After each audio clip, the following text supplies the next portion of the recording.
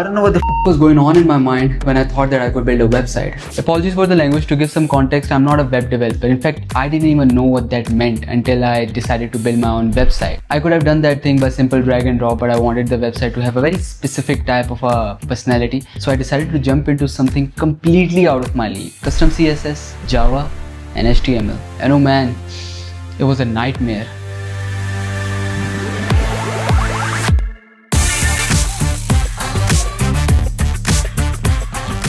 After investing some time learning the basics of web dev, it's time to finalize the blueprint for the website, and I'm trying to understand if there is some sort of a template or an inspiration that I can find, and then I'll start working on it. The blueprint wasn't simple either. First comes the design and then comes the copy, and trust me, there are like 100 ways to write the exact same sentence, but I wanted them to have a specific type of tonality, and it took me way longer than I was expecting. But anyways, once the blueprint was finalized, the next question was, where do I build this website?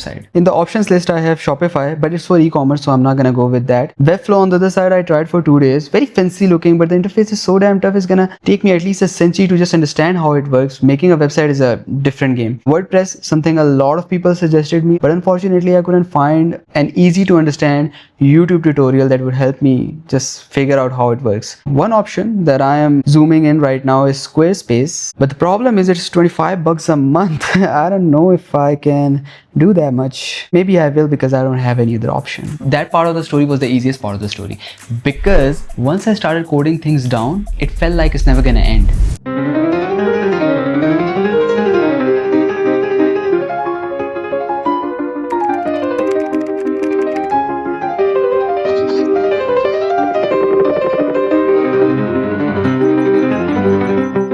The ability of ChatGPT to think is extraordinary. I mean, like, it's been thinking for the last 3 minutes, and I know for sure that this code is not going to work, because when the header is working, then the footer is not working. When the footer is working, then the hamburger is long gone. Where's the hamburger? I don't know. Squarespace doesn't know. Even ChatGPT doesn't know. Where the f is the hamburger? That's what I'm trying to find.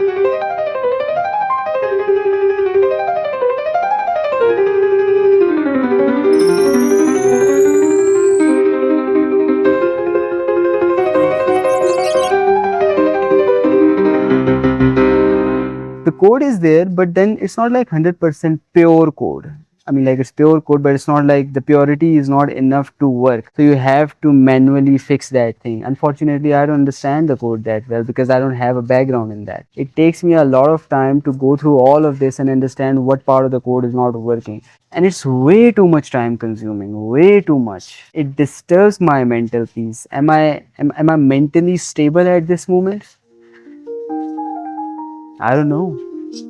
After weeks of investing in this, I think it's done and it's time to publish. Now comes the summary of the overall process. I think it was a very interesting, exciting, yet a little bit hectic. Why? Mainly because I didn't understand code. I still don't understand code, and I'm very much sure if there is a web developer, they must have hundreds of shortcuts to do the same thing that took me a couple of days. One key takeaway that I'm going with this overall process is that a new skill, a new experiment, a new thing that you are trying out might feel like an unknown territory, and to be frankly honest, it did. It felt like something I have laid my hands into which I shouldn't have. But then if you stick with it, trust me, you'll figure it out.